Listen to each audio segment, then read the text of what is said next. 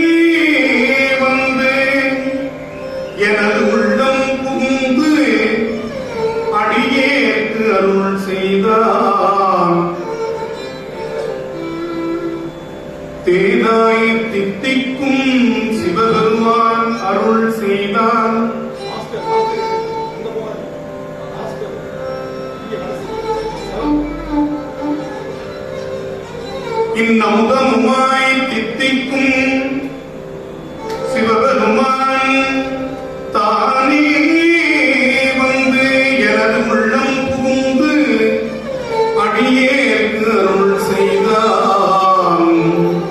தேனாய் தித்திக்க அருள் செய்தான். இன்னமுதமுமாய் தித்திக்கும் சிவபெருமான் தானே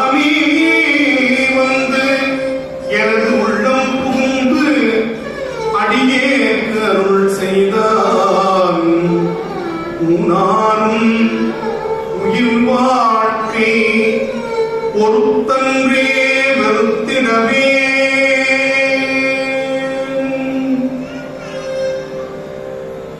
பின்னாளும் தேவர்க்கு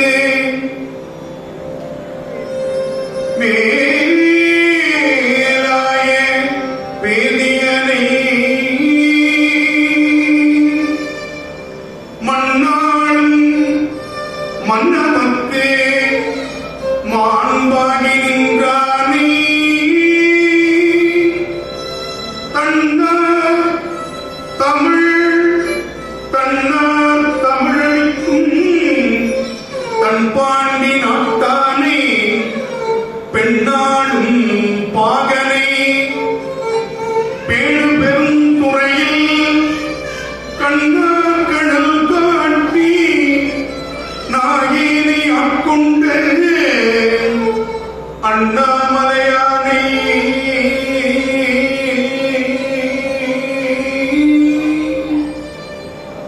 பாடுங்கான் அம்மானாய்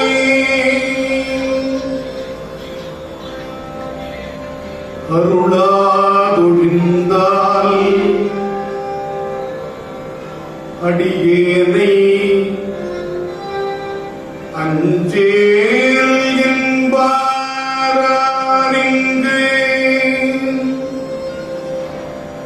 பொருளா என்னை புகுந்து ஆண்ட பொன்னே என்னை புகுந்து ஆண்ட பொன்னே பொன்னம்பல கூத்தா மருளார் மனத்தோடு உன்னை பிரிந்து வந்து வேற்கு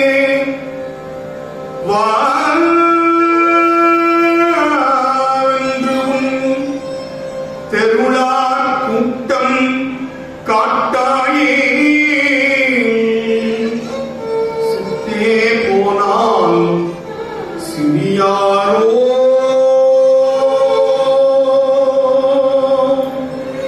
சிரிப்பார் கணிப்பார் தேனிப்பார் திரண்டும் திருவார்த்தை கேட்பார் மெச்சுவார்